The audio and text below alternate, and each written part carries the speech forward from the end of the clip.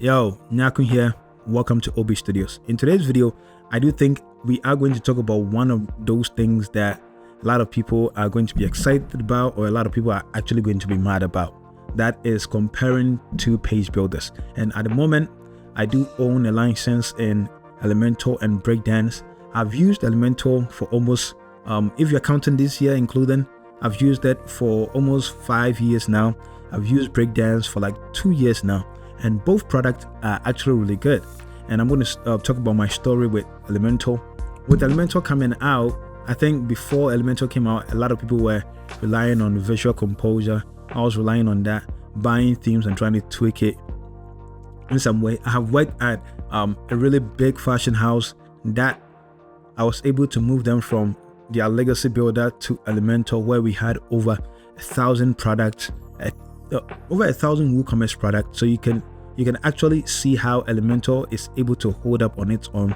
And coming to Breakdance has been a breath of fresh air. It has changed the way that not everybody, but it has changed the way that I build website. It has actually given me a lot of confidence to even build a product for it, and for people to actually enjoy the product, and have almost 500 people that are on the product that are built for Breakdance. So within these two builders, there are great things and there are things that are not so great, and that is what we are going to look at today. And we're going to see who comes out victorious and who is in the second place. So enjoy the video. Hopefully you do learn one or two things. Hopefully you are able to come to a conclusion to what you want. And if you already made up your mind, I don't think this video might be able to change up your mind, but if you are open to see where these two builders are, you might be able to go back to whatever that you're doing and having a better idea of what Breakdance and Elementor is and what you should choose for your next project. So stay tuned. Hope you enjoyed the video. Let's get in.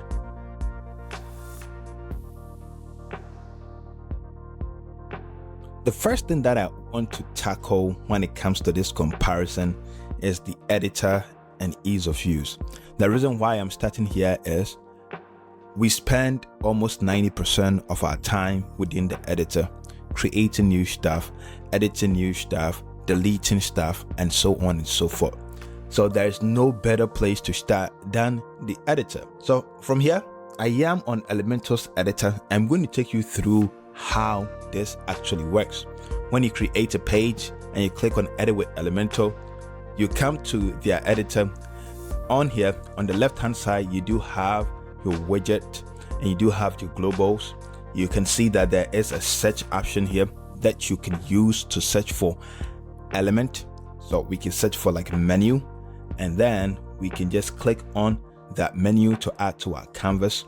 After adding that to your canvas, you do get a host of options over here that you can tweak to make sure that everything looks the way that you want. You have the content option, you have the style option, and you have your advanced option. Advanced option holds things like your motion effect, it has your padding and your margins, it has your alignment, and so on and so forth. We can also talk about this icon over here. So this icon, when you click on it, shows you a few more settings, like your site settings can be accessed through here, which is really good because you might want to access something but you don't want to actually go to the back end to access it. This gives you the ability to do that from here. You have your theme builder too.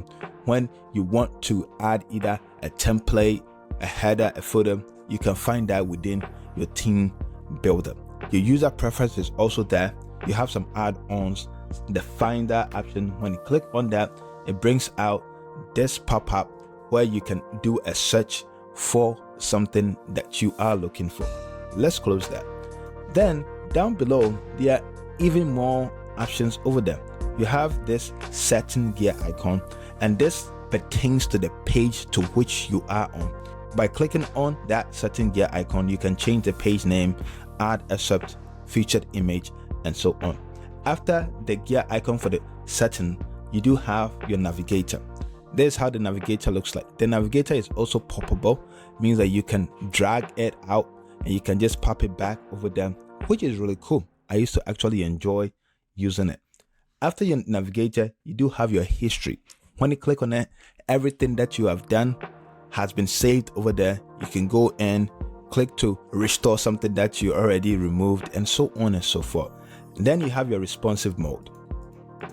You'll be able to change from desktop to tablet to mobile. So whatever thing that you're building, you can do that using the responsive mode. You have your preview option over here too, and then your update. And this icon makes sure that you can save your design as a draft. You can also save it as a template. Let's just update it. So mostly that is all when it comes to the interface itself. The only thing that I haven't touched on is these icons over here. This is for you to add a container. This is for you to add some templates to your design. And this is for Elementor's AI. That is all for the interface. There isn't much over here that I haven't touched on, apart from you seeing your widgets and you adding them and making some more granular changes. This is all that there is for Elementor's interface. The next thing that I want to show you is Breakdance interface and how it also stack up against Elementor. From there, we will determine who has won this round. So here in Breakdance, there are a few things that we can also go through. You have your add button, your editor icon. You have this page option that you can navigate between pages that have been built with Breakdance. You have your responsive mode. As we saw, the Elementor has its own responsive mode. After that, you have your AI icon. You have your undo and redo icon. You have your structure panel, which Elementor calls the navigator. And then there's this icon over here. When you click, you can access other options like your global settings, your selector, your design presets, and so on and so forth. Your save button is here, which makes it easy for you to save. You do have this times icon. When you click on that, you can go to the front end or the back end. This is not the sweetest thing in Breakdance. Now, I actually want to show you how things are built out when you are using Breakdance. We are going to click on this add button over here. When you click on that, your search box is now focused, and then we can search for something. I have searched for menu. One thing that is really nice is after you have searched, you can use your up and down arrow keys to navigate the search results that you can see, which is pretty cool if you want to use your keyboard to do the selection. Let's click on menu builder. After clicking on that, that element is now selected, but I actually do not want to do anything with that element. I'm going to select my section, which has also been added to my editor. From here, I want to make some granular changes. To do that, you can just go in here and start making all the changes that you want. But if you do know that you want a specific something and you actually want to search for it, you can also do that, because there's a search box over here that you can click on and search for something like pattern. So I want a pattern of 20 pixels. I'm going to do that and I apply it to my element. Let's say I want to change my color.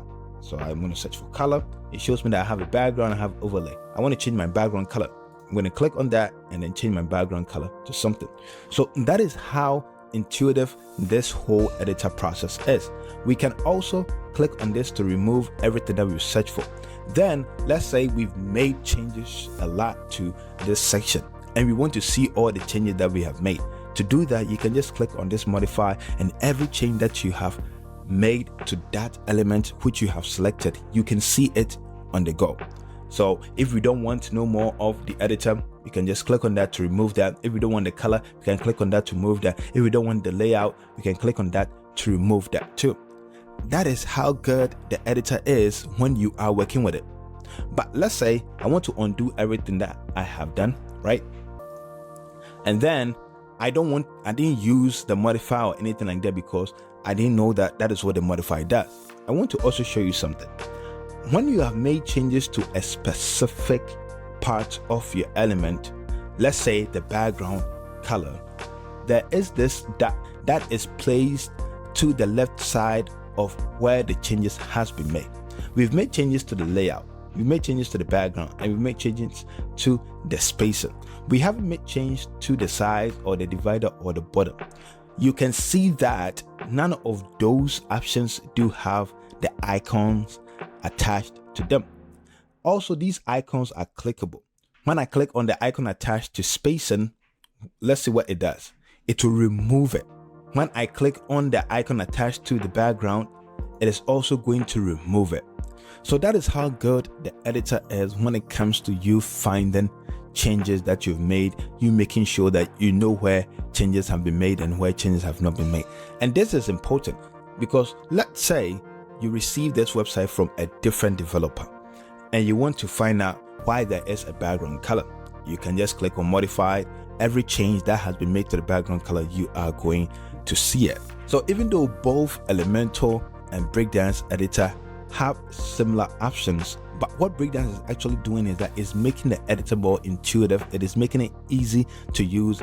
It is making sure that you don't have to guess where the changes are. When you go to Elementor, it is not that easy. Even though you make changes, you wouldn't know if that change has actually affected the design unless you can actually see the change on the editor. So even though we've made changes to the width, yes, we can see that there are changes to the width, but by having a glance over your styling option, you cannot tell whether you've made change to that element or not. And that is where Breakdance is shining. It is giving you the opportunity to visualize all your changes on the go without having to guess. So if we are going to actually be sincere, we can say that Breakdance editor is a bit more intuitive and it is easy to manage more than what Elementor gives us. So in this round, Breakdance has won the point.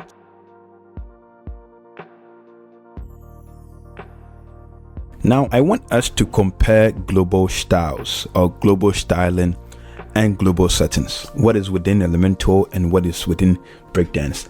We are going to see the differences. We're going to see where both of these options they shine and where one of them probably outshines the other. So we are in our Elementor development, and what I'm going to do is I'm going to show you how to access your global styles in two ways. First, I'm going to hover on my Elementor option, and then when you click on home, you can access your global colors, you can access your global font, you can access your custom fonts too. Let's do your custom font first. So when I click on this, I have the option to upload my new custom font. So over here, I do have this custom font over here that I have uploaded. So let's say I'm going to delete this, and then I'm going to call this one Satoshi, right? So that is the name, and then I'm going to add a font variation. So let's say I'm going to use Wolf 2. Click on upload. Then I'm going to upload my new one. So let's click on this, and then we are in this font. Let's say we want to upload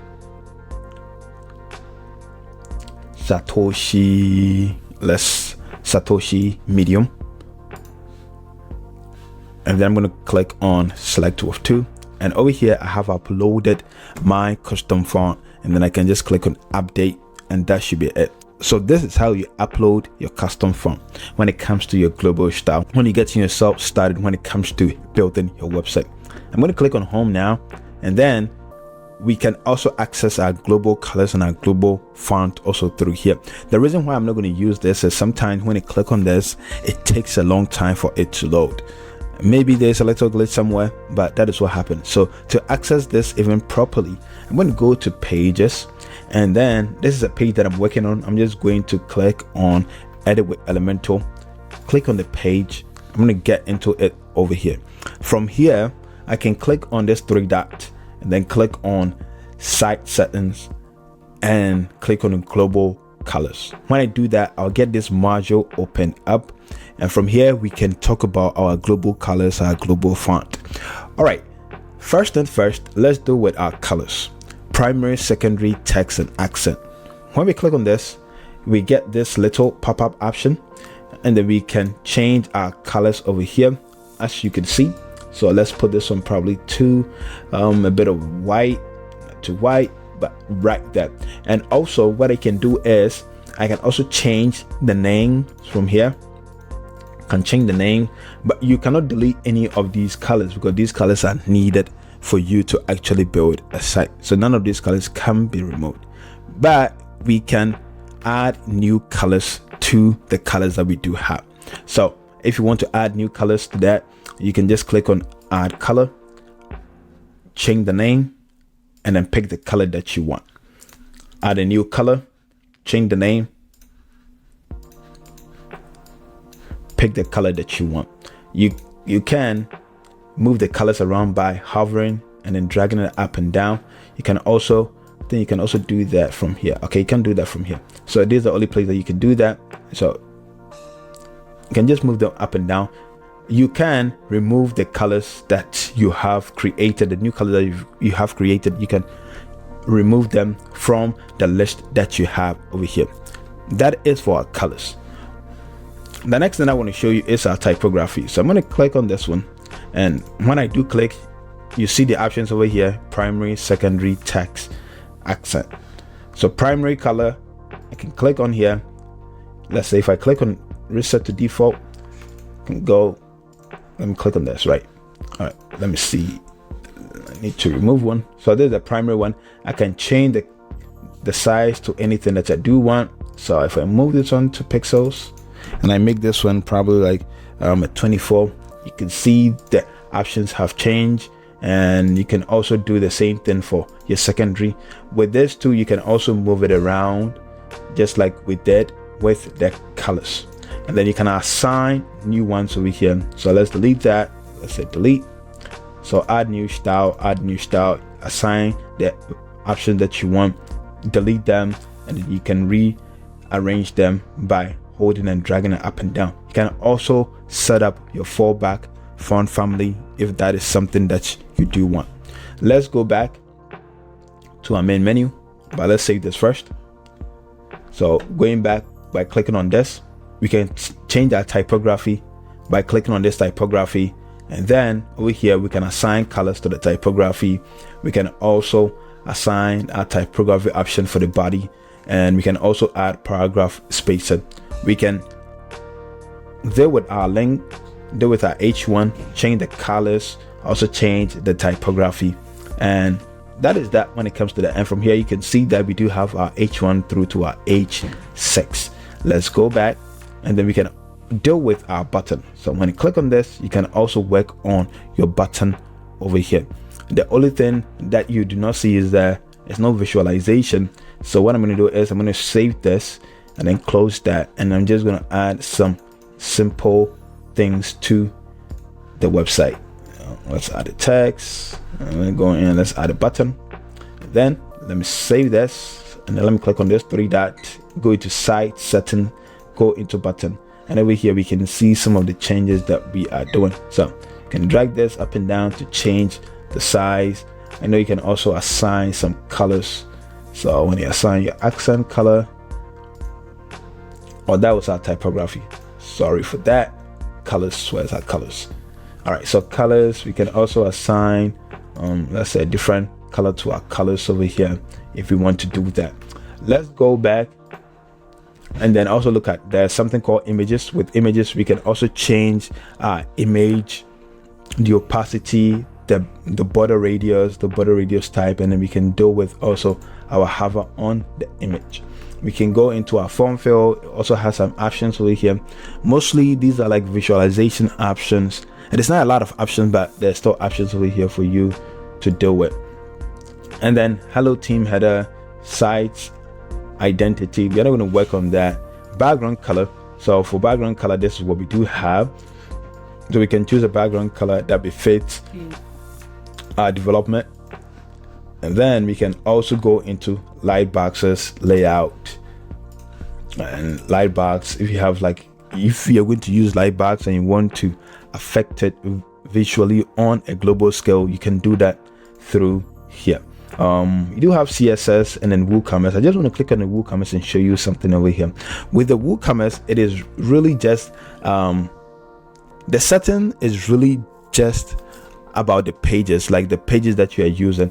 So if you do have different pages, you can just assign them over here. There is no visualization option when it comes to the WooCommerce inside the site setting and also the global styling. So let's go back, and yeah, and then you have additional settings which brings you over here, but probably not important as much. So when it comes to Elementor's global style, this is how it looks like. One more thing that I actually want to talk about is, let me close this so I can get into my page.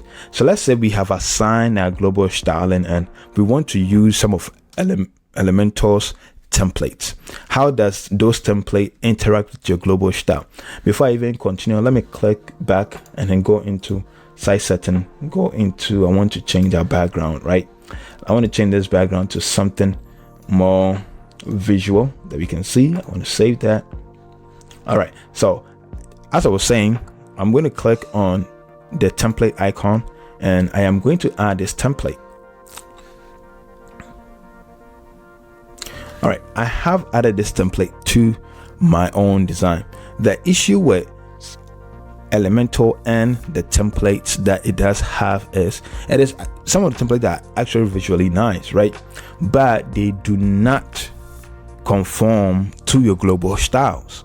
You have really like created a global style to make sure that your entire website looks together, but Elementor's template is not going to integrate with your global styles. So probably that is one of the downsides when it comes to the global style.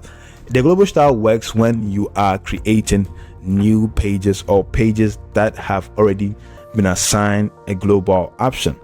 But if you are going to pull templates, the template that Elementor has does not correspond to your global style. So we have to go back into the template, go into styles, and actually make granular changes or make changes to the styles, instead of the styles adapting to our global style or our global setting that we have created.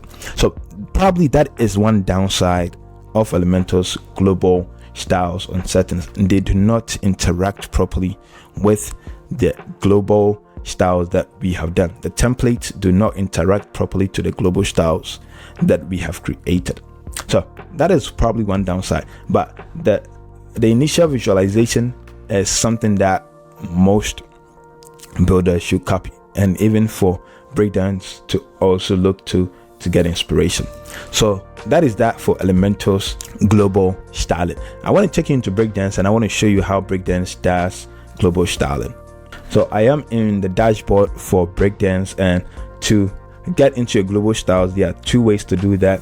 One way is to go in, hover on your Elementor option, and then click on setting, and from here you can click on global styles and get into your global style. The reason why I don't use this is when I click on this, you do not get any visualization of what you are doing.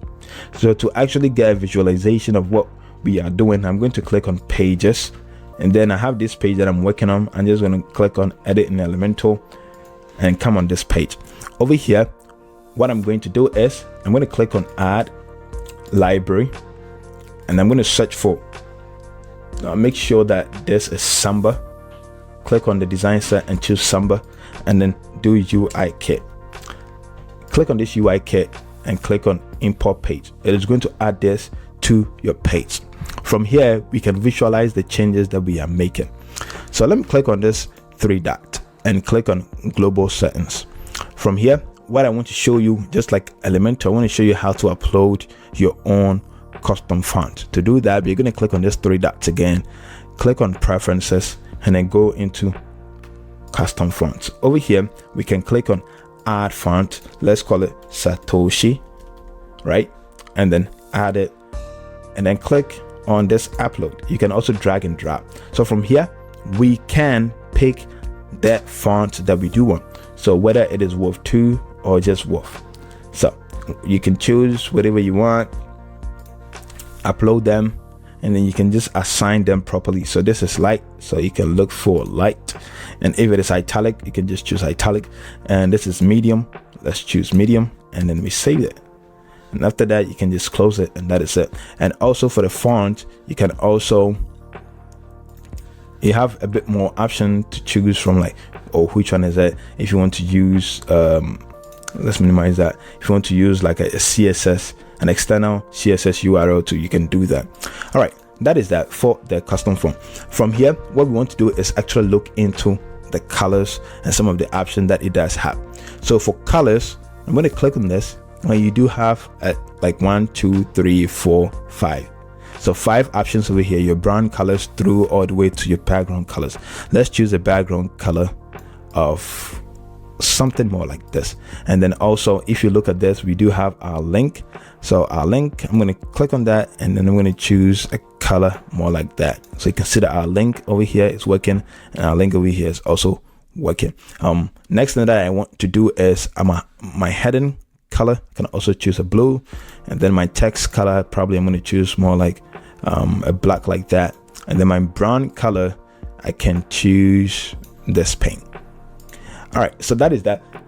We want to add more colors. We can do that by using the palette option. So let's drag this over here for convenience. Click on the color, change the name, pick the color over here. You can see the hex codes being generated, and then you can delete the color if you do want it. One thing that it does have that Elementor doesn't is also adding a gradient global color. So when you click on gradient, you can change the name, assign your gradients over here, either your linear or your radial, and then you can also click on delete to remove it from your option. So that is how you do have colors. And from here you can also rearrange it just like in Elementor. You can rearrange it just like that, and then you can close it. You cannot rearrange any of these things, but with the palette that you do create, you can rearrange them. All right, let's minimize that, and then we can get into our buttons. So for buttons over here, you do have 2 options, your primary and your secondary. Elementor does have 1 option for one. Breakdance has 2, which is your primary and your secondary, and you can see it on the screen. You can make changes over here. Let's make this round, and then let's go into secondary. Also, let's give it a background color of this kind of blue. All right, and then we can make it a square, just like that. So it works pretty good. We can also do with typography, and with typography we can do our heading font, our body font, our base size. So base size of 16, and then we can also do a ratio. So if you want to create some form of responsive typography, you can use the ratio to determine that. So there's your responsive typography built into your Breakdance global style. So if it is something that you want to use, that is something that you can also use. And when you come down over here, you have advanced, and advanced deals with more advanced, like your body type and your headings. And for these headings, you get option for all your headings. You can do your H1 through to your H6. That is if you want to give it different typography than it is already picked. And then let's close that, and then let's close this. If you want to add different type size or different font or different typography, you can click on that, click on preset, change the name, fill this option that they do have here, and they have one, and then you can also click on that, and then you can fill in the options over here. You can also change the name, and then you can delete them if you want to delete them. You can hover, click and drag to reposition them. So that is for your typography. We have our form filter over here. So our form, you have your filled options. You can also, there's a lot of things that you can do, like your radio and your checkbox, your file input, and then your responsiveness. So there's a lot more option over here than what you get in Elementor. You can come to your container also, and then one thing that you can also do is add CSS. In Elementor you can add CSS too. We didn't talk about that, but you can add CSS. The thing with Breakdance CSS is you can add 1, 2, you can add a few more than you can add in Elementor, and then you can put them into different CSS or style sheets. You can also add more scripts over here. You can add this in a different field. So if you do have like different JavaScripts and you want to add them into different fields, you can also do that in Breakdance. That is what is different from what Elementor gives you. And I can show you what Elementor's on is. When I click on that, go into site settings, and then go into CSS. And for this is how it looks like. And there's no place to add your JavaScript. In Breakdance, you can actually add your JavaScript and your CSS into different files. All right, next is your others. We talked about your transitions. So if you want to have a global transition duration, you can use that. And then it does have a proper WooCommerce options over here. There's a proper one, and there's a global one too. So you don't have to go and tinkle with it when you get into your WooCommerce page when you're making the changes. So this is what it is when it comes to your global style and some of the options. And now I want to also show you the integration between your global style and also your template. Elementor gives you a ton of templates, and to access that, when you click on your ad, you get this option and click on library.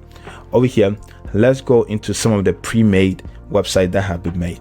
So I'm going to click on Diva Jewelry, and then over here we do have this. What I'm going to do is I'm going to click on add to page. All right, so when I go back into the library, you can see that this came with a whole different kind of vibe. The colors, the font, everything was different. When you come on our page, everything is responding to the options that we have already assigned in our global settings on our global style. That is the difference. The difference is that Breakdance global styles actually work with your template. It's not like, oh, I do have a template, I'm going to copy it, paste it, and then I have to go into the template to make all the necessary changes that I've made.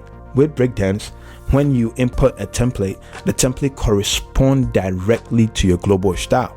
So if you received a new, or if you're creating a new website and you have assigned your global style, you can just go into Breakdance library, copy some of the template, paste it, and they will respond accordingly to that global style.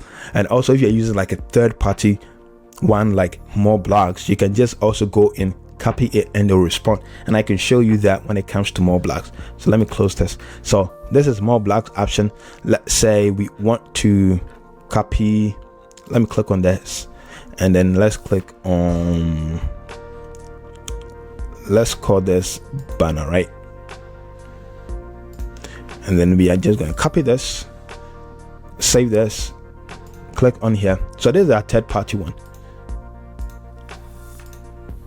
I'm just going to paste it. So this is the banner that I just pasted, right? So pasted it into this section, and you can see that it is corresponding to the colors that we have assigned in our global. So when I go into my global style, you can see this is my brand color. If I change it to something else, you can see that all of this is corresponding to that. So it is really important when it comes to your global style and your template. They are not disassociated. They are actually really incorporated nicely, really more than what Elementor has given you. So that is something that I actually wanted to touch on. One thing that I'm also going to touch on is that when you have done your global styles, your global settings in Breakdance, you have the option to import and export those options.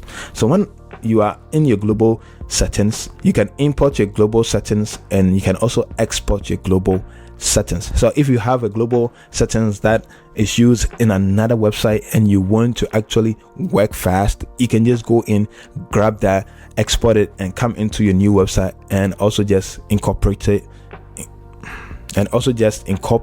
into your new website. So these are the options that Breakdance has that Elementor doesn't have. Even one more thing that I actually didn't talk about when it comes to the color is that with the colors, you're also able to assign a hover state to it. So our brand color over here has a color of blue. When you hover on it, you do see this hand. When you click on the hand, you can choose a different color. So let's say we are going to choose like a pinkish one. So anything with that color, when you hover, you might be able to see it. So you can see that this will be a getting when it comes to brand color being assigned to that, which is pretty cool, which is something that actually makes it work faster. When you go into our links too, you can see that this link, when you hover on it, nothing changes. But when we come over here, we hover and then we choose a different color altogether, like more red, more brown reddish. When we hover on this, you can see that the color has changed globally. So globally, you can make a lot of changes that you do need when it comes to Breakdance. One last thing that I want to look at is how to reset your global style. To do that in Breakdance, it is really simple. So I'm going to minimize this, right? We've done a lot of changes. We did changes all over here, and for you to see that you've done changes, you can just click on modify and all your changes will show up. So it is pretty convenient that way to see that you've made changes globally. Click on that to remove it. You can also search your global style. So everything that you've done here, you can search for it to see whether you've done it or not. So that is also pretty neat. One more thing, as I was talking about how to reset, is after you've done changes, you are going to see this little dot over here. So there's that, and that. So these that, it tells you that you made some global changes, or you've made changes to a tab or a section. So over here we make changes to our color, so it is showing over here. When I click on that, all our colors just goes away. It's pretty simple like that. You can also click on our button, and all our button option that we did just went away, and everything has been reset to default. Typography, when I click on that, everything goes away. Everything has been reset to default. The only place that you actually have to go in to make real change is on your code. So you can just go in and just delete them as you want. But apart from that, everything, the reset is pretty quick to do. When you go into Elementor, it is not as simple as that. To actually do your, make sure that you have like reset things to your default, let's say your global colors, you can click on that, and then you can go in and delete this, ask you more question, and then delete that, and then you have to confirm that you want to delete, which is not bad, because probably you did that whole thing by mistake. And you can also undo using your undo option over here. But when you undo, you can actually see that it is not really undoing what you just did. So that is how you reset it in Elementor, and how you reset it in Breakdance. And you can see that in Breakdance it is pretty easy to actually achieve that. We have come to probably the end of the comparison, and this one took a bit of time to actually do because of all the information that you need to actually tackle to be able to give accurate understanding of both styling options. And if we are to be true to what we have seen, Breakdance is giving you even more options and more latitude to make changes, and some of the changes are pretty good when it comes to the lane, when it comes to the gradient, when it comes to resetting things, when it comes to seeing what the changes that you've made, when it comes to exporting, when it comes to the options in WooCommerce.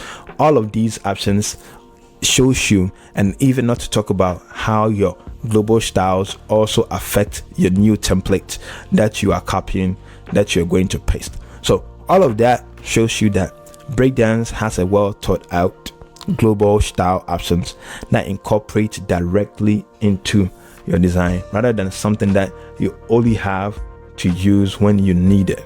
So this shows you that Breakdance probably has the lead in global styling and global settings. So we are going to give the point to Breakdance.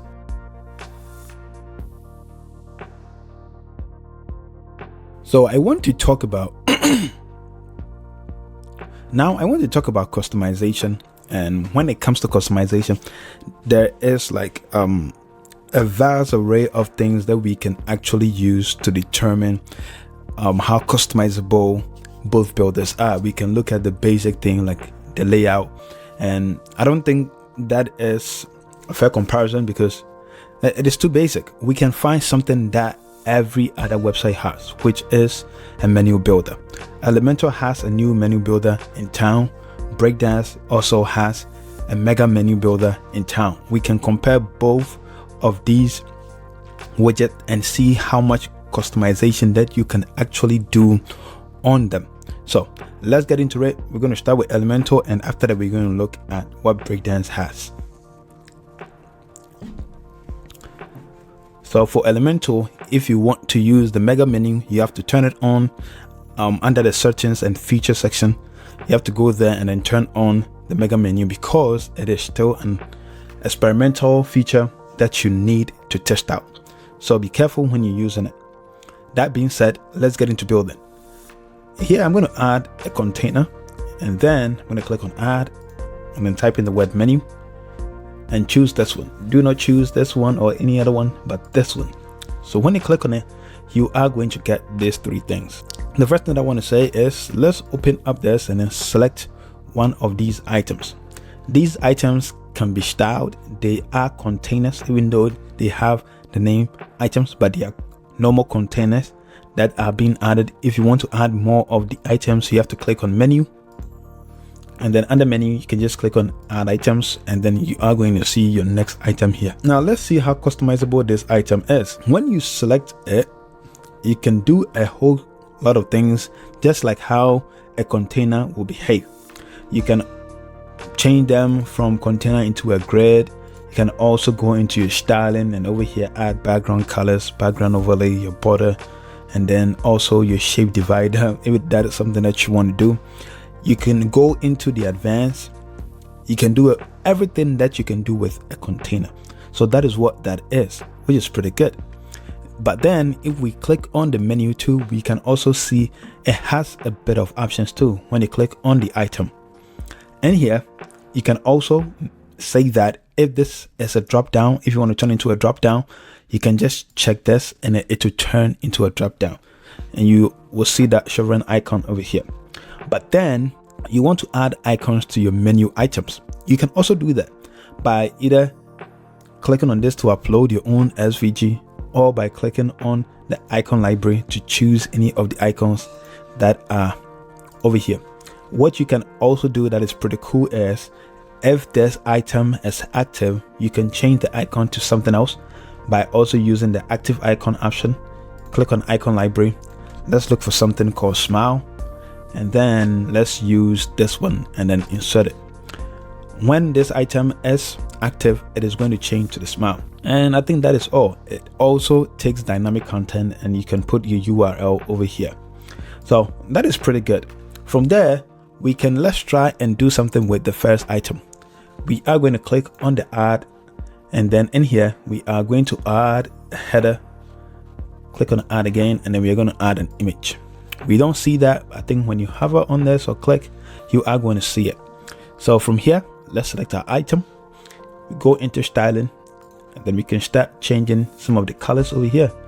So if you change this one to like a whitish one, you can also go back into our layout. Make sure that this is on the left hand side. Go into advanced, and then we can change this on to, let's say, 50 pixels all around. So you do have something more like this. I'm going to go back into the menu, and I'm going to show you something. At the moment, this is occupying the entire width of your screen. If I publish this and I click on preview and I hover on that, this is covering the entire width. Probably you do not want that to happen. You just want it to just cover a piece of it or just fit the content. You can also do that. When you come down, when you have your menu selected and you come down over here, you have content width. From here, you can choose either fit content. It's going to fit the content. This image over here, let's change it to something different. Let me choose this and then select, and then we can even change. All right, so this is what we get. So from here, you will see that we do have something more like this. Let's publish it, and going back over here, when I hover, you see this is what we do have. So you can either make it your full width, or you can just make it to fit the content. But apart from that, let's see whether you can change the width itself within the grid container. All right, so this doesn't change anything per se. So this is probably useless. Yeah. So you don't have to worry about changing anything here, so which is pretty okay. But apart from that, everything else you can do. When you select the item, you can do everything else. You can make sure that this is going into a row. If you want a row, you get something more like this. A column, you can do reverse, and a whole host of things. You can space in between, blah blah blah. So nothing crazy there, but that is it. Let's see how it fares when it comes to responsiveness. So we do have this that is fitting the content. When we go into tablet mode, it turns this into a hamburger menu, and with that we can just click on that, and then we do get something more like this. So let's say, let me just reduce the size of this image. Let's say the size of this image is a bit smaller, so percentage, let's do pixels and change this one into like 450 pixel, and then go back over here. You do get something more like this. All right, and the problem with this is when you select your item and then you drag this, it's not going to change it. So for me, I do find this to be a bit of, I'm like, okay, what are we actually doing? Because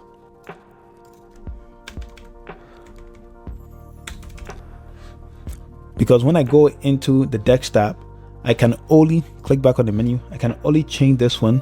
You can change it. You can say that, okay, on tablet mode, let's make this probably full width. You can do that. So this fit content, it will only work on desktop. That way you can find something more like this, but on tablet and other screens, it becomes a problem. Over here, it fills the entire width. So I think it should also do the same thing when it is on the tablet, and this has changed from just a normal one to this hamburger thing. So it is something that probably they might address later on. But apart from that, nothing else. This is pretty much what you do get from there, meaning that you can create a header that is polished, a header that actually looks nice, a customized mega menu. I never thought I would see something like this in Elementor, because at first, if you wanted to create a mega menu, you have to use either Crocoblock mega menu builder. But now it does have something that is a bit decent. It is not the greatest thing, but it is decent enough for you to use to build a very nice mega menu. So for customization, we are using the menu builder, and it looks pretty good. Now I'm going to go into Breakdance, and I'm going to show you how that also works over there. So I am in Breakdance, and over here, what I'm going to do is, for you to build a mega menu, you can just use a section, which is this section, or you can use a header builder. We are going to use the header builder. So I'm going to type in header. So you get this header builder. We add that, click on add, and then menu. And then I'm going to use the menu builder. You can either pull the menu from your appearance via the WP menu, but let's use this one because that is what we want. All right, so when you do add it, you get this, and I'm going to show you a preview of how it looks. So this is something that we haven't customized at all. This is a raw deal. All right, so this is your home, this is your product, and look at how the mega menu is already laid out. And you can also go to use case scenario, developers, and then about. All right, so from the jump, you can see the difference between the two products, especially when it comes to the default. With Elementor's default, they want you to go in and do your own thing, which is good, especially if you want to build your own design. If you have your own ideas in your head, it is pretty good to do that. Breakdance by default gives you some pre-made options that you can also use, but I want us to go in and try to make something by ourselves. All right, so the first thing that I want to do is, inside Elementor, we did build this. We did build something more like this, and I can also show you how to do that in Breakdance. All right, selecting a menu builder. On the left hand side, you do have these options here. This is custom area, this is custom drop down, this is drop down, this is a button, and then this is menu link. Any of these things we are going to use. So to build what we did build on Elementor, I am going to use the menu custom drop down. So I added that. If you want to change the name, you can just change the name over here to, let's say, hello, right? And then since it is a menu drop down, that is why you do have this over here. If you want to link it to a page, you can use this LinkedIn over here to link it to a page. And you can also use dynamic tags if you want to use dynamic tag. If you want more option, you can also click here, and then you want this to be an action. An action means that it can be more like a link to a different section on your page or something more like that. It can also turn into a slider if you want it to be a custom slider. It can be also for a pop-up. So this is pretty cool. All right, so that is that. Let's remove that. And on the styling tool, you can change. Let's click on this so this opens up. You can change everything from here to the background. So the same thing that we did in Elementor, and the same thing over here, which is pretty cool. But then on Elementor, let's add a few more items that are not drop down. If you want to add just an item that is not a drop down, you have to use the menu link. So I'm adding a few menu links. What I'm going to do is duplicate and then duplicate. So we do have all of these menu links. I'm going to save that, and then on the front end, let's refresh. We do have a drop down, normal menu items. Going back over here, when I select this, I'm going to go into styling and then go into desktop, and then I'm going to go into drop down. In here, what I want to show you is that on Elementor, we were able to make sure that this is either full width or it is just a piece of it. To do that, after everything that we've clicked through, and then we are under the drop down option, we're going to click on wrapper, and then bring this on this side. And under wrapper, there's this thing called placement. With placement, we can change this one to either be full width. So you can see the full width that we're seeing over here. You can change this one to be a section width. So this is going to be just for the section. So let's say if we go in and we click on this header menu, right? Go into size, and then we change this one to custom, and then we change, oh, this is high. No, so over here we change this one to let's say 1500. This is going to correspond to that. So that is what the section width means, which is pretty cool, right? Going back into the drop down, there are a few more options over here. You can either do on the right, you can do on the center, or you can also do on the left. So these are pretty cool. And also when you go into, let's say, tablet mode, and you click on this, and then you click back on this one, you can see that this is occupying the full width. It is not just like a piece of it that is actually not working. So all of this makes it pretty nice, just like that. But then let's say you want to build something real quick, because on the custom drop down you have to do a lot of work to make this one look pretty nice. But I can show you one more thing when it comes to the menu builder. Clicking on the menu builder, let's click on the edit icon, and here we are going to add menu drop down. So for menu drop down, when I click on it, it has this pre-made things over here. So these are really quick ways to build something out just like this without having to go in and do the whole design things and other stuff. So this is what it is. And when you go into, so clicking back on this over here, you can see the get started, which correspond to this. So that is the header. So get started is a title, and then you do have your guides, which is your guides over here, and these are the items. And these items, they do have like description. If once you want to add a bit of description, let's say hello there, you can see the description is populated down over here. If you want to add an icon, you can also choose an icon for that. Let's say we want to add this very icon, so it adds an icon over there. If you don't want an icon, you want to add an image, you can absolutely do that. Select this image, go over here. The image is pretty small, but you can go into advanced, click on graphic, and then in here you can change it to something else. So 20 is a bit small, let's say 100. So you do have something more like this, which is overflowing a banks, but you can work on it to make sure that it works perfectly. You can translate it, let's say 20 pixels for it to go this way, 10 pixels for it to come down like that. So there is a way to make this actually look good without having to work too much for it. So that is that. But then let's look at one more thing, which is the header builder. So the header builder is part of the menu builder system that Breakdance actually has. So let's take this away, click back on the header builder. So what this does is it gives you a whole host of options. Let's remove the size over here, so we do have something more like this. With this, you can do your background color, which is normal. You can do your border, and for your border, let's say you want border at the top, you want border at the bottom. So for the bottom one, I am going to say give it a pixel of 20, and then let's say the fill is this color. So you have a border at the bottom, which is pretty cool. Mostly you might do like just 2 pixels. If you want some at the top, you can do that. If you want a shadow for your header builder, you can also add some shadow on it. And the next thing is your layout.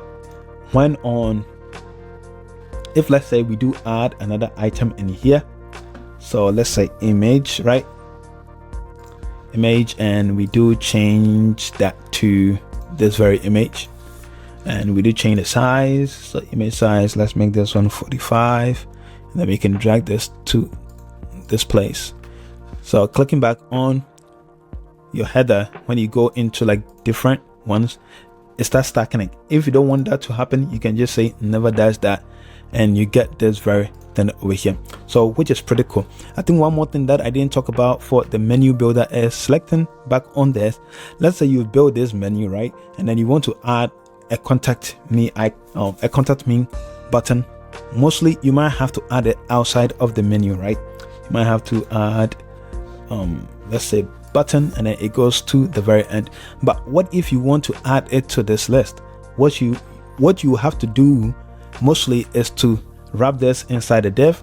So come back over here, put this in the div, and then put this one also inside that div. So you have something more like this, and then you have to go in and make sure it is like that, and then you center it. But all of this is a lot of work. You don't have to actually do that. So let's drag this out again, and then when the menu builder is selected, you do have something called menu button. When you click on that, it adds a button for you, so you don't have to do everything that we just did with the wrapping and other stuff like that. You do have something more like this. And then when you go into, let's say, phone mode, and you click down here, you can see that your button is also here, which is pretty cool, right? All right, let's go back to the menu builder that we were talking about. So in here, let's put this one back like this. We can also talk about size. We already talked about you can do whatever size that you want. And for spacing, you can do your padding if you want padding. And then you can also turn this one into a sticky one so that it sticks to the top. Let me remove this one and then remove that, and I'm going to show you something here. So we stick to the bottom. This one keeps jittering, right? But if I go to the front end, fresh, you do have this one stick to the bottom like that. So you can add your own things over here, and then this will be at the bottom, and it even works. You see how it works? If you have like a whole drop down menu, it still works when you place it at the bottom. I don't know why this is doing whatever this is, but let's remove that sticky, but not to the bottom, and let's save that. So you can see that it has a lot of options. You can also add page margin, offset, the styling size. If you don't want it to be sticky on some device sizes, you can absolutely also fix that. You can also do an overlay here if you wanted to overlay. When you do overlay, you are going to miss your other stuff, but you can bring it back. So the menu builder, the header builder combined gives Breakdance a lot of options and a lot of ways for you to customize stuff.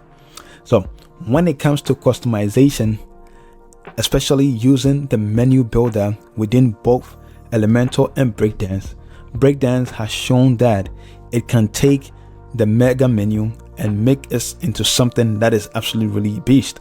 Like, that whole mega menu system is crazy. It works really good out of the box. It's super nice. So Breakdance has won the customization phase 2.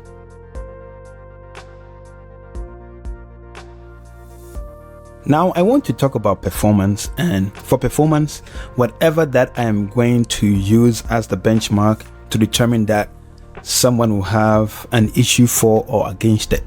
But for this video, that is what we are going to do. And I am going to use page speed insight to determine the performance of both Breakdance website and Elementor's website. From there, we are going to also use our local development to determine how a page will fare when we have one or two things on it. So from here, let's start with Elementor first. So Elementor here, click on analyze. We're going to let it run. We're going to go to this one, click on here, choose Breakdance, click on analyze. We are going to wait until it is done, then we'll be back.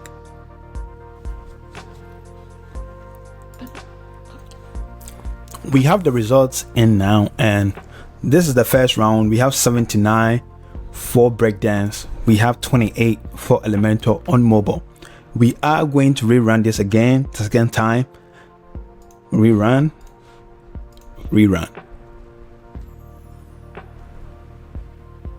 The second round results are in Elementor 13, Breakdance 72.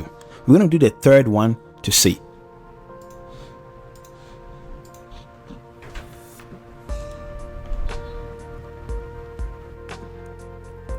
The third round results are in Elementor 11, Breakdance 65. These are not the best way to compare performance, but it is one way to start with. When it comes to performance, we are looking at both websites. We have run the test 3 times. Elementor is averaging 15 over 100 on mobile. Breakdance is averaging around 60 over 100 on mobile. The difference is a bit shocking, but for every website, there are a lot of things that go into making it get a certain number, and page speed inside is not the best way to do that, but it is a place to start. So after starting, we know that when it comes to performance, Breakdance is a bit ahead using our page speed inside. The next thing that I want to do is I want to compare a page that is not running on a server but just running on your local machine. It doesn't have any of those things that is going to cause it to do any of the crazy things that we just saw. So there's Elementors. There's a page with Elementor, and I am going to create a new page, call it performance. I'm going to copy the name, publish this. We're going to edit with Elementor, and in here what I want to do is not just the page. I'm going to go into settings because I want to remove title, comment, and then make this into a canvas. All right, let's update that, and from here I'm just going to click add container, add this container, just a simple container, and then let's add a heading text. Let's add an image, and then for the image, let's choose an image from here. Let's choose this. Let's add a normal text. Let's add a button, and then let's make some CSS changes to the background. I'm going to save that, and then I am going to preview it in the front end, and I'm going to copy this. I'm going to open an incognito window.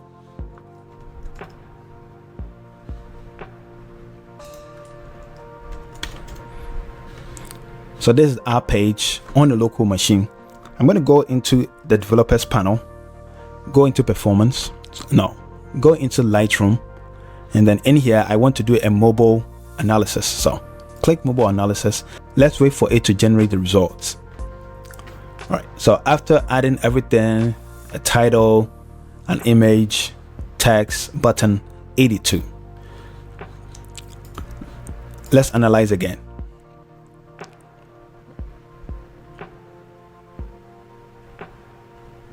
$82. Yep. Let's analyze again.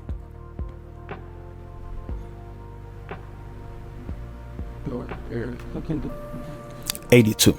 All right, so that is fair enough. I'm going to minimize this. I'm going to go into Breakdance page,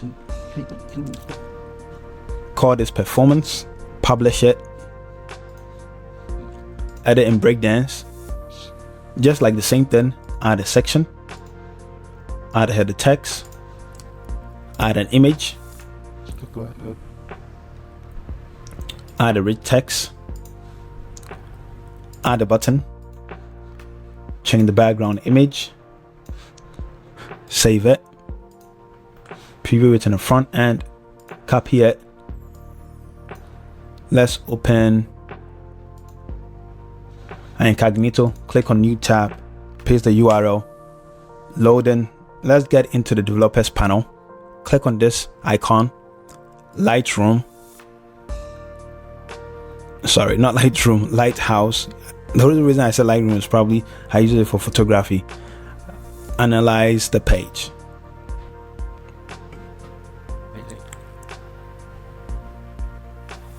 Okay, that's the first one. We're going to clean that, start again.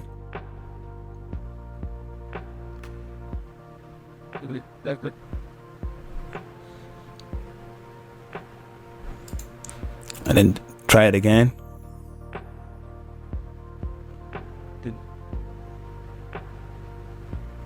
So from the two tests, Elementor has 82, Breakdance has 97.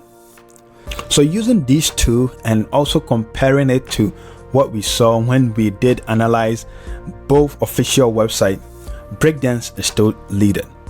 So now what I want us to do is to look at the code output from both builders, and from there we'll ascertain who is winning over here. So I'm going to click on element.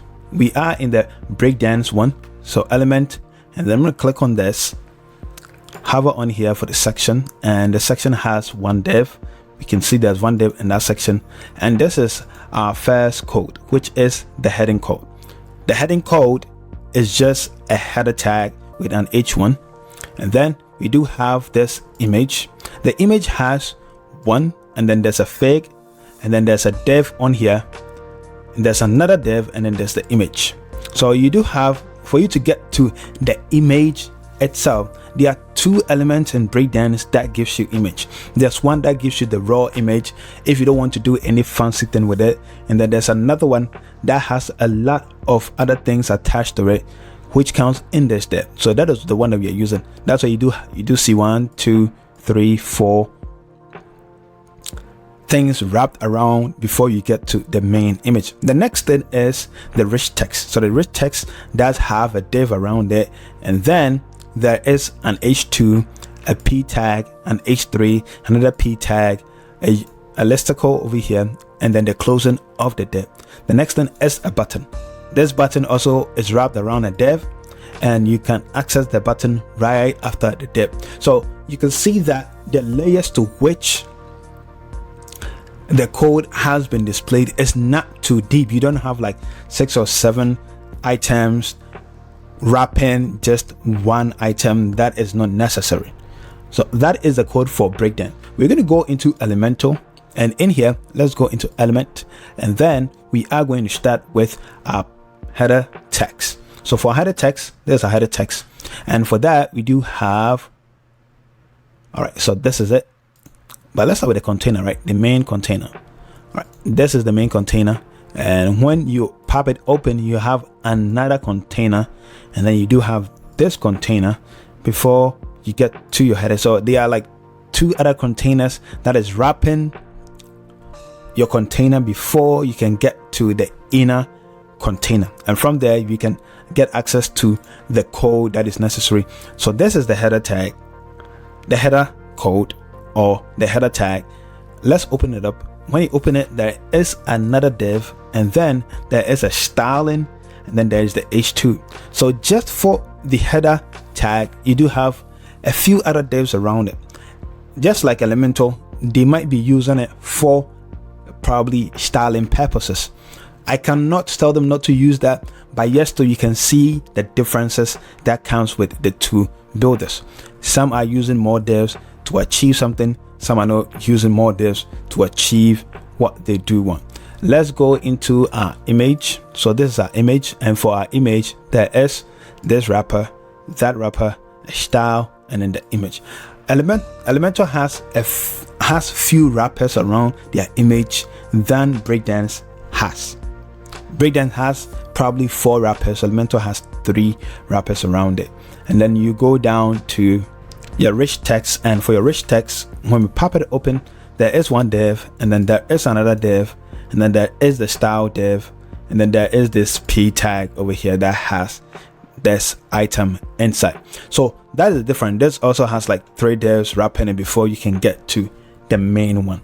So looking at all of this, trying to ascertain what has actually happened between the two code, we can genuinely say that from what I have discussed, Breakdance is probably winning when it comes to performance and efficiency of code.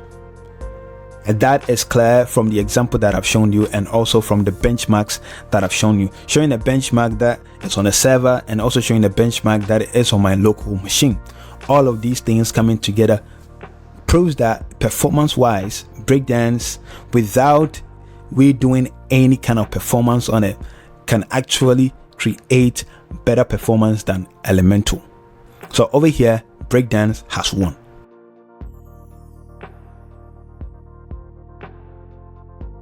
Between Elementor and Breakdance, both builders does have some unique set of features that are not available in the other builder, and that is what we are going to look at. We are going to start with Elementor. So for Elementor, I'm going to mention 4 things that are within Elementor right now that Breakdance does not have. First one is image compression. Image compression is an add-on by Elementor. Even though it's a paid add-on, we can still say that it is a feature that Elementor has that Breakdance does not have. The next thing is AI layout. Elementor AI now has the ability to generate layout for you. It is not the most glamorous layout, but it is a basic wireframe and also style layout that you can actually use in your builder right now. Next thing is Elementor hosted. There are some people who do not like Elementor hosting, but it is a feature within Elementor that Breakdance does not have. The last but not the least is notes. So notes are kind of like collaborative way that Elementor lets teams collaborate with probably a client or each other. So by using notes, you are able to add notes to your own website when you go into the editor for someone to come later to see the notes, to make changes, or to review the notes that you have done. It is really a nice feature. People think that they don't like it, but if you are an agency and you have a ton of people and you want to send something to a client, instead of using a third-party plugin, Notes is free within Elementor Pro. That is the only thing free among the 4 things that I just mentioned. So we're going to recap the things that we just talked about: image compression, AI layout, Elementor hosting, and notes. These are the 4 unique features within Elementor. Now let's get to Breakdance. Breakdance also has its own unique set of features. For Breakdance, the first thing that I'm going to talk about is Breakdance migration. Breakdance migration is a plugin that you can download for free that you can use to migrate a website from either Breakdance, Breaks, Divi, Zion, or whatsoever builder out there. You can just download it, install that plugin, and you can start building on top of your old website using Breakdance and Breakdance migration. The next thing is Element Studio. Element Studio is a feature within Breakdance that you can use to either create, customize, and modify plugins or any blocks within Breakdance itself. So let's say if you do take something like the icon box, you will be able to use Element Studio to customize this icon box to create something entirely new for yourself. If you want to create your own plugin, you can also use the Element Studio to create that plugin. That is how powerful Element Studio is. The next thing is presets. Presets are more like CSS, but with a punch. With presets, you are able to save settings for a particular element and use that setting throughout your entire website. The next thing I want to talk about is a CSS manager. Breakdance has a proper CSS manager, which Elementor is still trying to come out with its own CSS manager. With Breakdance CSS manager, you are able to add CSS and modify the CSS using the builder itself. The next thing I want to talk about is a proper global style integration. A proper global style integration is a global style that actually works. If you remember me talking about global styles previously, you know that when a global style is actually working, when you do copy a custom layout and you add it to your website, that custom layout should conform to your global style rather than take upon itself a style that it came with. So that is how powerful global style integration is in Breakdance. The next thing is a better custom code, and I can show you how that looks like. Let's click on add and type in code. When I add my code block, you will see that I do have spaces for PHP and HTML, CSS code, and JavaScript code, and you can run the JavaScript code internally on the editor. That is something that Elementor does not have. Even though it does have a code block, it is just for HTML. If you want to add anything like CSS or JavaScript, you might have to write the tags by yourself. But with this, you're able to manage CSS, your JavaScript, your HTML, and your PHP codes. You can also label them as you want for you to come back and remember that, okay, this code is for this, and then that code is for that. The next thing I want to talk about is conditional forms, and I'm going to show you how conditional forms work in Breakdance. So I'm going to add a form, and for this form, when you do click on, let's say, email, you can go into advanced. Let me drag this over here, and then when you go into condition, you can just check condition, and from here you are able to choose which condition you want applied to that very specific field, which is the email field. So these are 7 unique features within Breakdance that Elementor does not have. So when we are comparing the features, Breakdance has 7, Elementor has 4. So for unique features, we can say that Breakdance has won that too.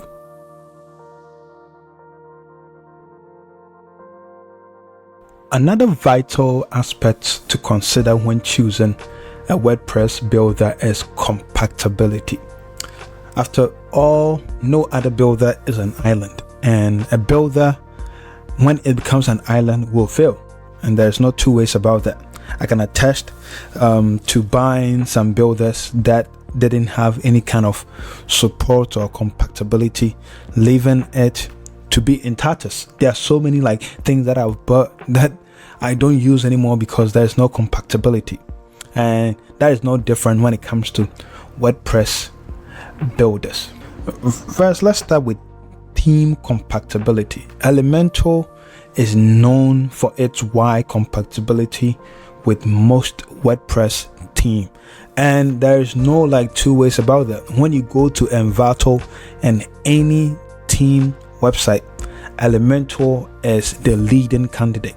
At first, it was Visual Composer, it was BV Builder, it was so many other old builders, but now Elementor is more like the utmost builder with the biggest market, and their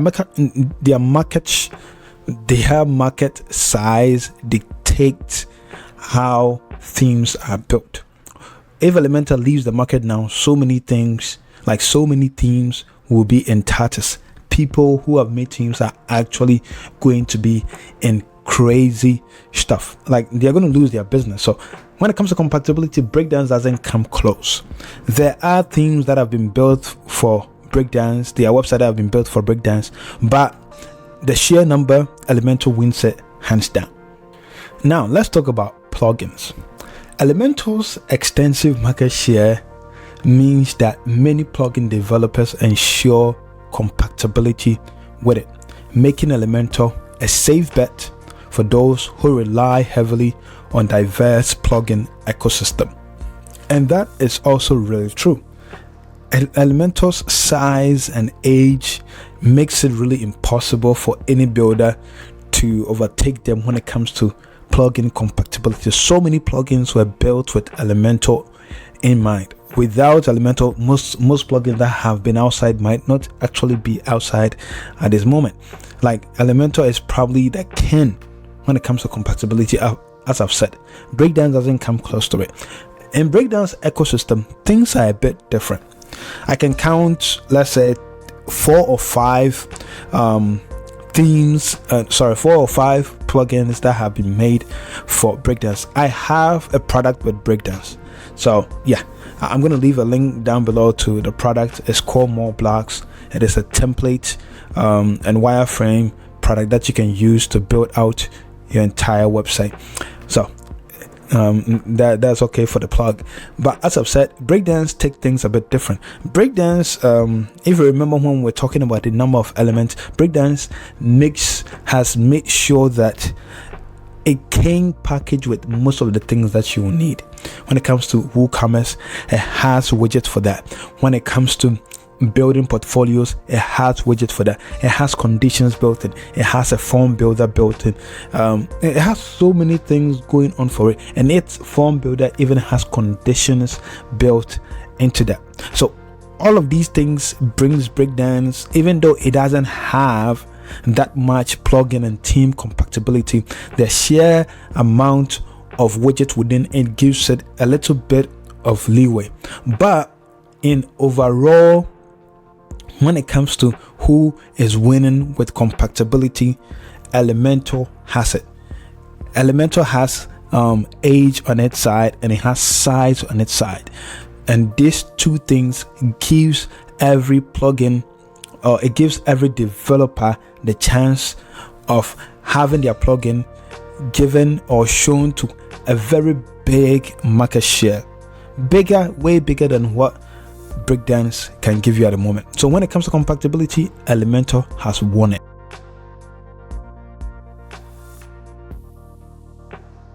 Now I want to dive into the world of WooCommerce. Let's compare Breakdance WooCommerce functionality with Elementor's WooCommerce functionality.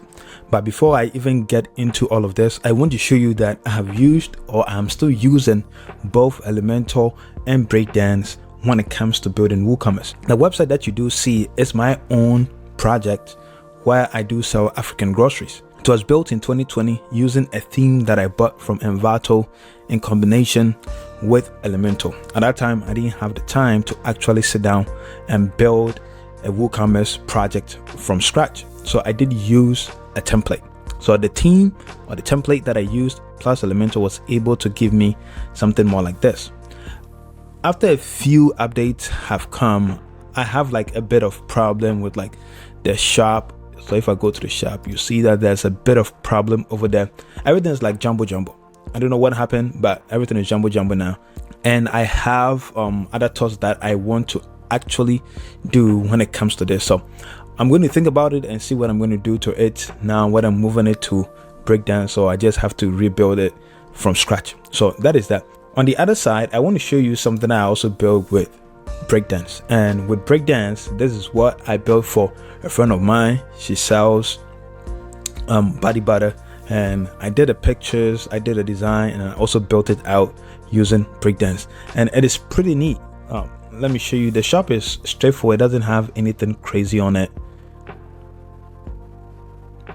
So this is the shop. It does have these variation swatches using variation swatch plugin, but over and over everything looks clean. I also do have this template. It is within More Blocks. If you don't know More Blocks is my wireframe template and design asset that I have built for Breakdance users. So if you're looking for a wireframe or design asset, you can go to moreblocks.com and check it out. There's a free version and there's a paid version.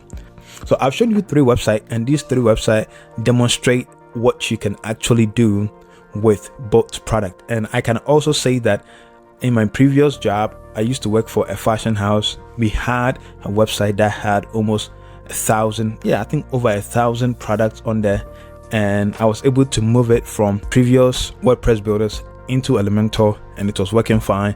We built other external websites too that had almost like 500, 600, 700 products on there. All that being said, now I want us to actually go into the builders so that you can see how the builders differ in comparison to each other. For Elementor, we are going to start from the global styles. Does Elementor offer you global styling when it comes to WooCommerce? That is what we want to find out. To do that, we're going to hover on this and click on home. And from there, we are going to go into customization, right? Let's click on customize. From here, we'll be able to get into that thing that I want to show you. All right.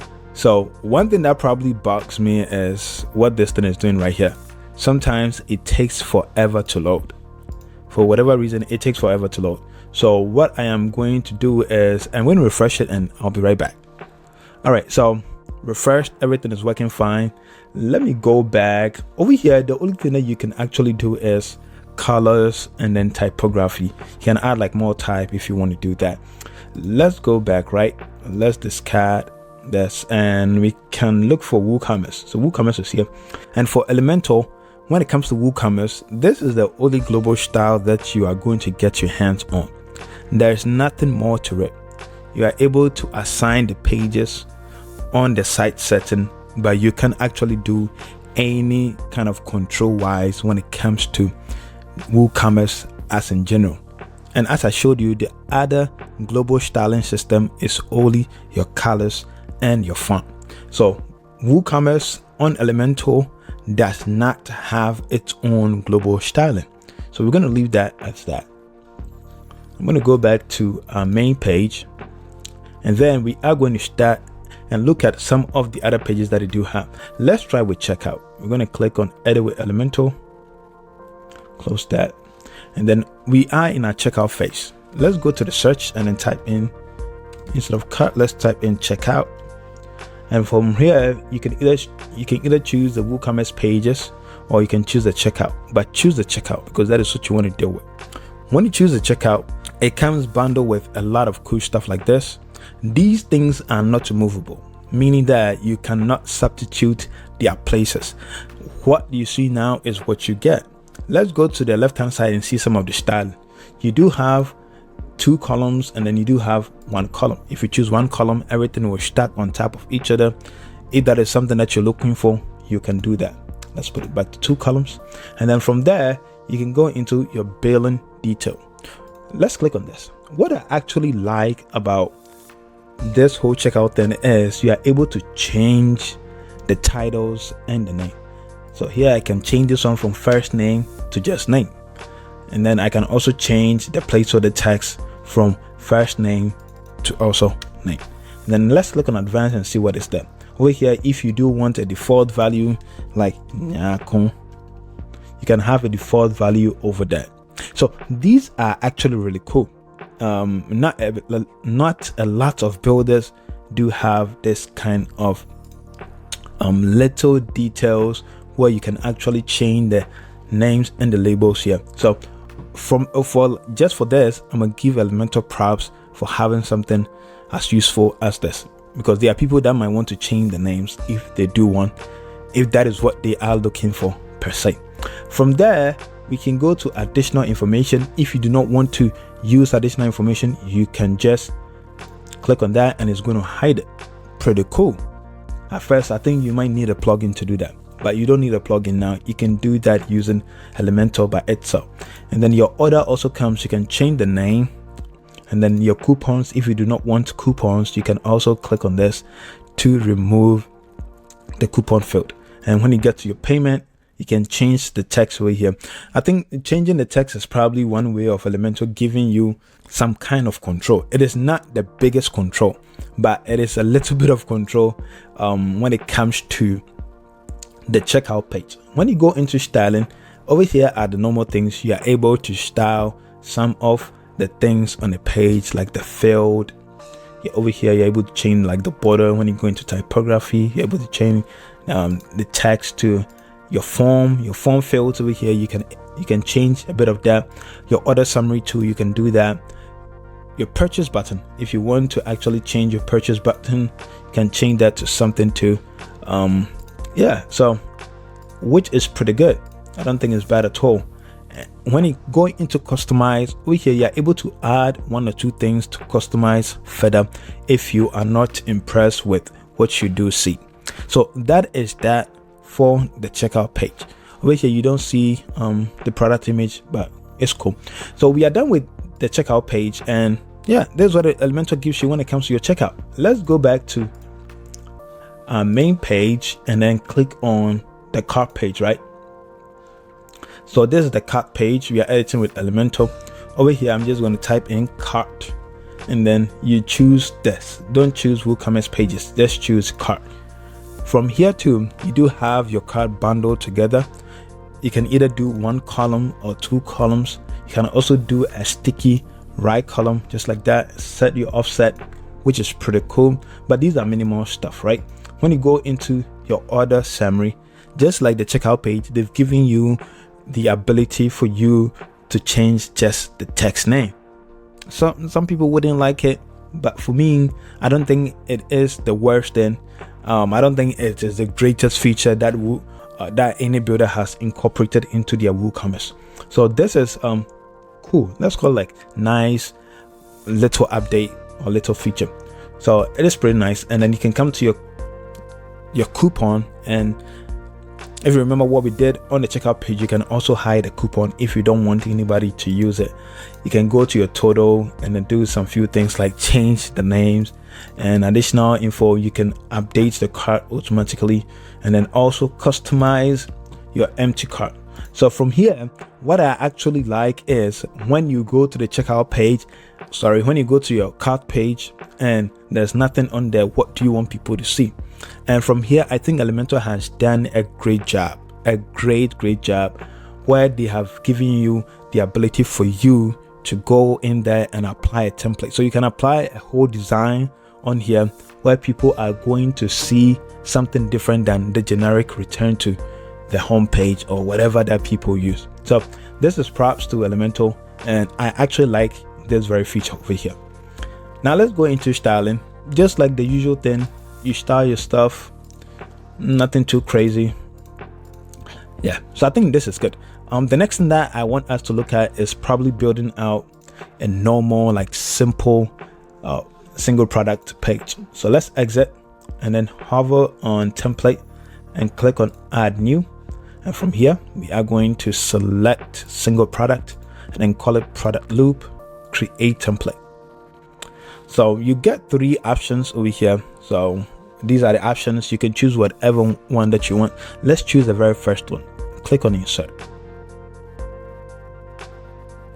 All right, so when you do click on insert, you are going to see something more like this. These are related products, customer review. If you don't want this to be static content, you can pull dynamic content, which I think you can do. You do have a join, a newsletter, which is cool. Like, these are some of the modern ways that people are building like product pages, which I think is pretty nice. And these are just containers, so you can drag and drop whatever that you do want. This is very different from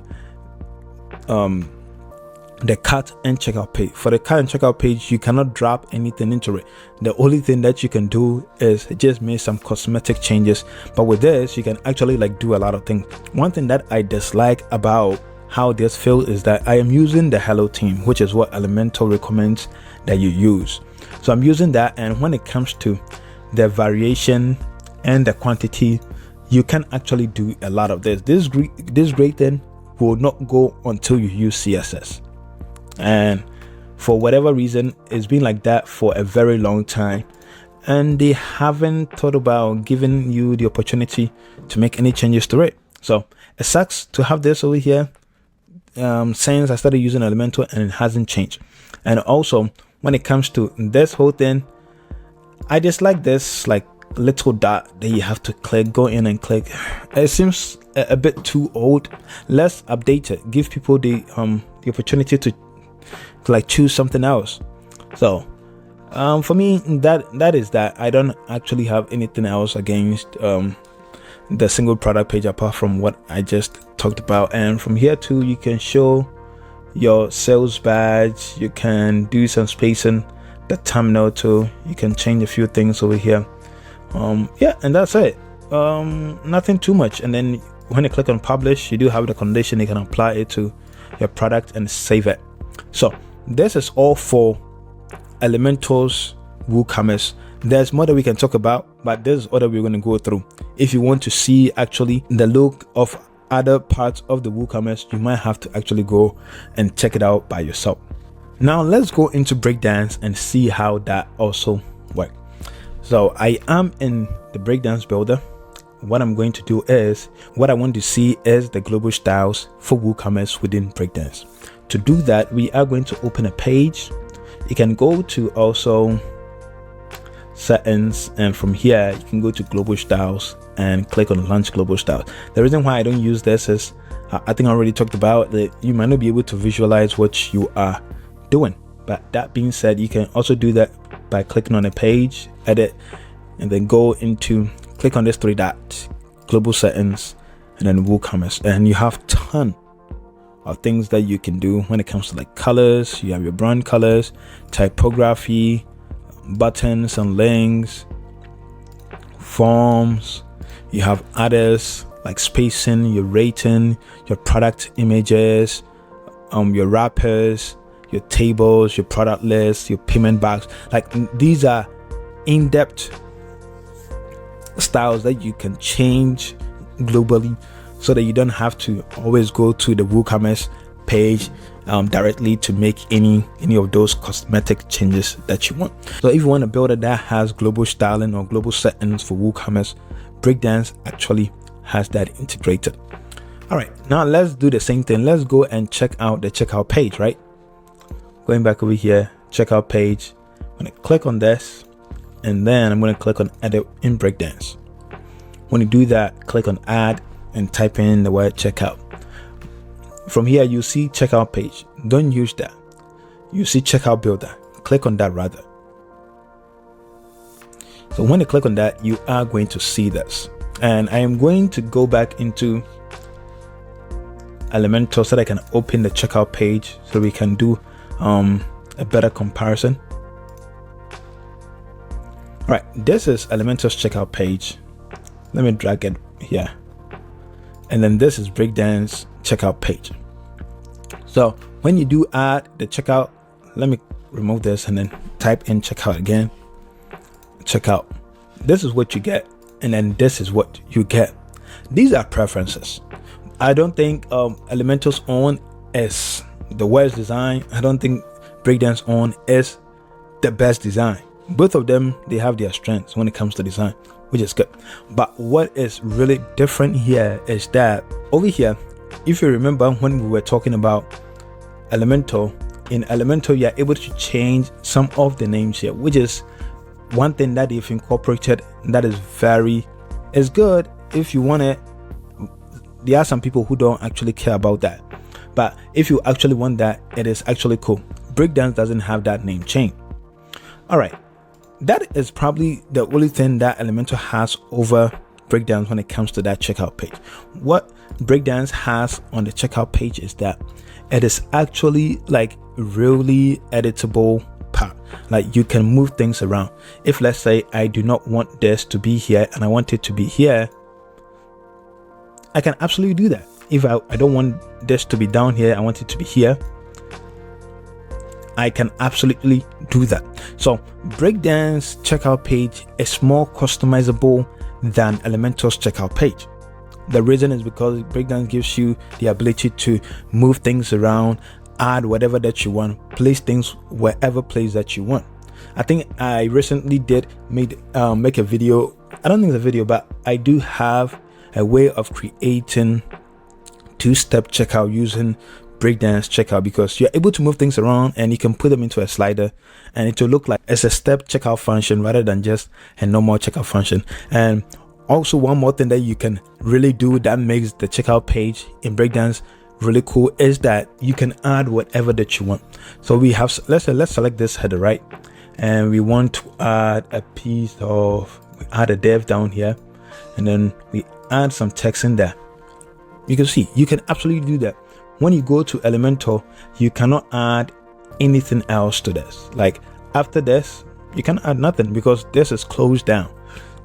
Maybe in the future, they'll give you the opportunity to do that. Breakdance checkout page has a better way for you to customize the look and feel of your checkout page than Elementor will give you. And the same will apply to most of the things that I'm going to show you right now. Let's save this, right? And then let me close it. And then let me also close Elementor's on. I'm going to say don't save it. All right, let me just save it and close it because all right, the next thing is the cart page. That's the same thing that we did talk about in Elementor. So I'm going to also edit with Elementor, open the cart page. If you remember the cart page, one thing over here that was actually really cool was that you're able to add a template. So the template for me is a really nice way of doing it. All right, back into Breakdance. Let's click on this and then click on cart. Make sure that you choose what you do want. But with Breakdance, the checkout page is also very customizable. So if we do add a grid, let's add a grid, and then this grid, let's give it a grid of 2, and then we can go back into and then type in cart, and then we can add our content. Let's put our content in here. Right, so we do have this on the left. We can add, let's say, the total, cut total on the right hand side. So we can put things anywhere that we want. Just like the checkout page, you have the latitude and the ability to do whatever that you want when it comes to the checkout page, the cart page, as we are talking about now. And then when it comes to the empty cart, what Breakdance has done is it is not a full template, but let's type in empty. It's just a message. The message is your cart is empty, and then there's a button over here when you click on it to take you to the shop page. So this is not a template, but this is Breakdance way of giving you the chance for you to have this on your checkout page, on your cart page when the page is empty. So that is that when it comes to the cart page. The next thing that we are going to look at is the builder for the single product. So I'm going to close this, and then this is say I didn't do anything over here, so close that. And back here, let's go into, I think we might need to go to template and then add new. Okay, we already have what we did. I'm going to open that. So on Breakdance, I'm also going to go hover on this and then go into template, then click add template single product. And then if you want to rename it, click on settings, continue, and then you can change the name here. That is something that you want. All right, and then edit in Breakdance. Okay, from here, I'm going to click on add and then type in product. So what you do want to use is your product builder. Use the product builder because it is the best way to do it. And when you add it, you do get something more like this. On Elementor, let me drag this down here. Elementor, from the beginning, it gave you the ability to choose between 3 options, and then we chose this, and it comes with all of these things over here. There are some that if we were building a website, I might not use, like join our newsletter. I might not use that. Customer review, mostly if you do have like your review and comment section, you can also get that. But if you have something that is a bit more generic and you want to use it, you can also use this. Related product, you can also add related product. So the same thing over here with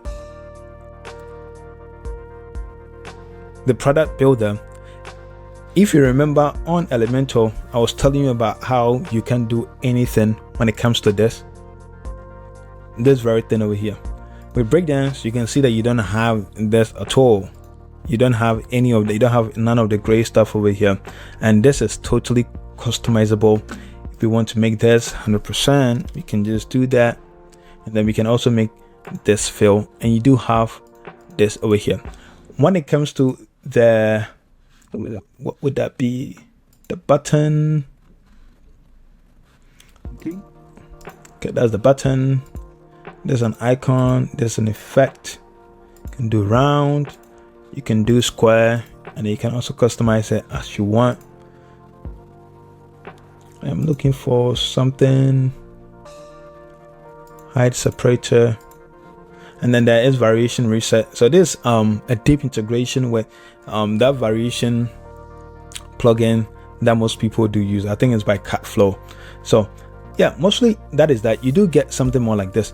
Both Elementor and Breakdance, they do have kind of the same thing, but then if you're using Hello Theme, you might need to add a bit of CSS to get 1 or 2 things working.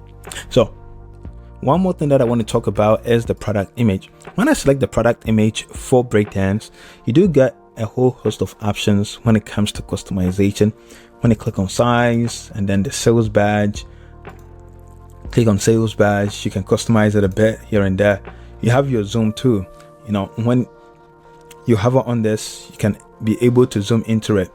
You can absolutely remove that. If you don't want none of those zoom things, you can remove that. You come to your image, you can do border, and then you can also do your thumbnail, and your thumbnail comes with a lot of options in here. If you want to do a 2, you can do a 3, you can do a 5, you can do a 6. But that customization does not come with Elementor. Breakdance has a bit more customization for some of the things that are within its WooCommerce. So all in all, if you are going to be fair, from what I have shown you, you can see that there's a deep integration with global styles, whether you're going to use the generic global style or you are going to use the dedicated global style. You can create global styles specifically for your WooCommerce product.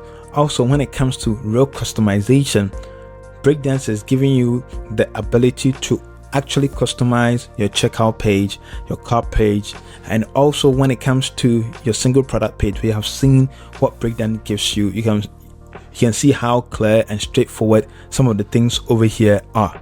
So all in all, Breakdance is actually also winning when it comes to WooCommerce functionality, WooCommerce customization. So Breakdance is taking the crown also for WooCommerce.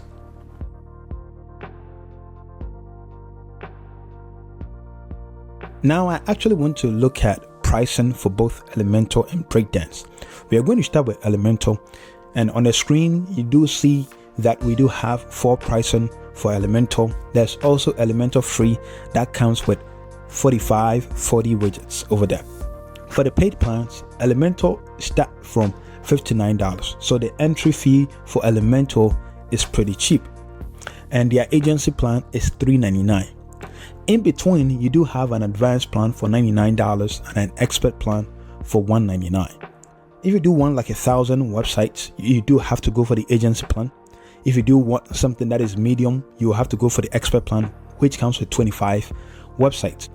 You don't want like too many websites, but you don't want too little. You can go for the advanced plan, which gives you 3 websites. So the pricing is not crazy, and it's not probably the worst thing when it comes to a builder. There's also 30-day money-back guarantee. One more thing that I want to talk about is that Elementor's plan is only for individuals. Even the agency plan only supports one team member. It is not a team agency plan. It is just for one person, because over here they haven't advertised that the agency plan is for more than one person. So we are going to consider that every plan over here is just for one individual, even the agency plan included. Now let's get to Breakdance and see what Breakdance has when it comes to pricing. Now we are looking at Breakdance pricing plan. Breakdance also has a free plan that starts from $0. And for the free plan, you do get 80 elements, which is 40 more than what Elementor is giving you, or probably 30 more than what Elementor is giving you.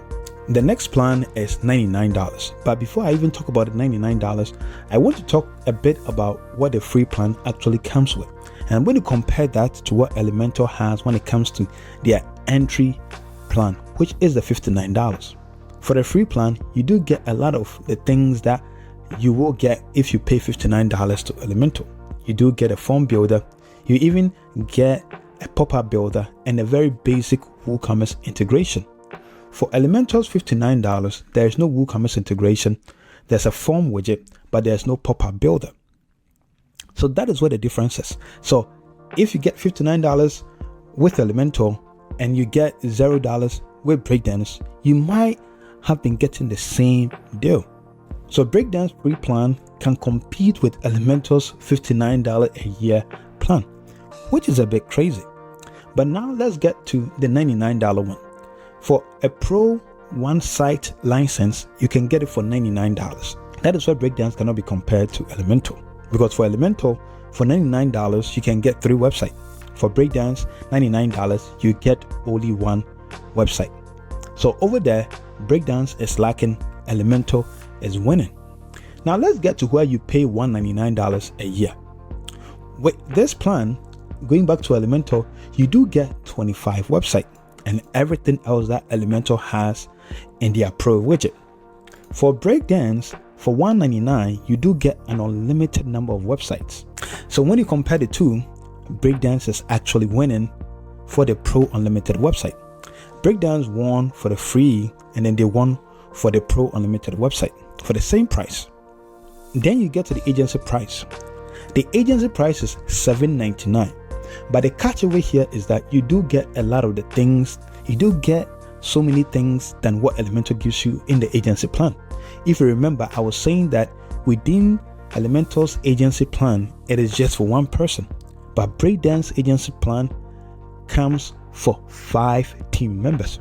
So if you have like 5 team members and you want them to have license and you want an affordable builder, Breakdance comes at $799 for 5 team members. And when you divide that, you can get around $160 per person. So if you have a team of 5 and all of you want to come on board as an agency, you can get this for $799, which will cost you less than what you pay if you pay for just one license over here. So on the agency plan, Breakdance, the price is high, but it is for an agency. One more place that I want to talk about is your money back guarantee. According to these 2 builders, Elementor says that within 30 days, if you come and ask for a refund, they are going to send you a refund. Breakdance comes and say, within 60 days, if you come for a refund, we are going to provide you a refund. So for money back guarantee, Breakdance is also ahead of Elementor when it comes to the number of days that they are willing to let you test the product. Looking at everything that I've talked about, Breakdance pricing is a little bit competitive. When Breakdance came out, it was just one pricing structure. It was $149 for the year. there was nothing in between. There was no free plan, there was no pro plan, there was no agency. So just one flat plan, which is $149. It's the same thing with Elementor. When it came out, I think the price was $99 or something like that. I got my Elementor for $145. Right now, my Elementor's price has gone to $162. I don't know what happened over there, but the pricing has changed a bit, and I don't actually really worry because I do make money using both Breakdance and Elementor. So at the moment, Breakdance is winning at the price. When it comes to the price war, Breakdance is actually winning. Elementor has a competitive price, but Breakdance pricing is actually better than Elementor's pricing.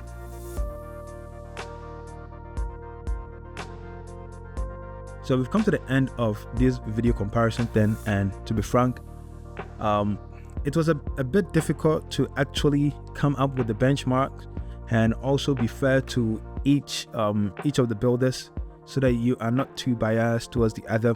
But if you do think that I was too biased, I was biased towards one builder than the other, you can leave your reason down in the comment down below. If you are a user in any of the two builders too, you can let me know how you're enjoying any of the builders and why you are sticking to your builder of choice. If you don't use any of the two builders too, that is fine. I think WordPress is a huge community, and you should have the freedom, just like what WordPress is, to choose what you want to build with. But at the moment, I have chosen Breakdance and also Elementor, but mostly Breakdance, to build some of my newest projects. And as I talked, as I mentioned in the video, I do have product that I've built for Breakdance. So if you're looking for the links to this product, I'm going to link them down below. If you also want to get Breakdance, I am going to leave the link, an affiliate link to Breakdance down below. By using the affiliate link to get Breakdance, you're going to support me and the channel to also do more videos like this or something even better. My name is Nyako. Thank you for watching this long video, and I'm going to catch you on the next one.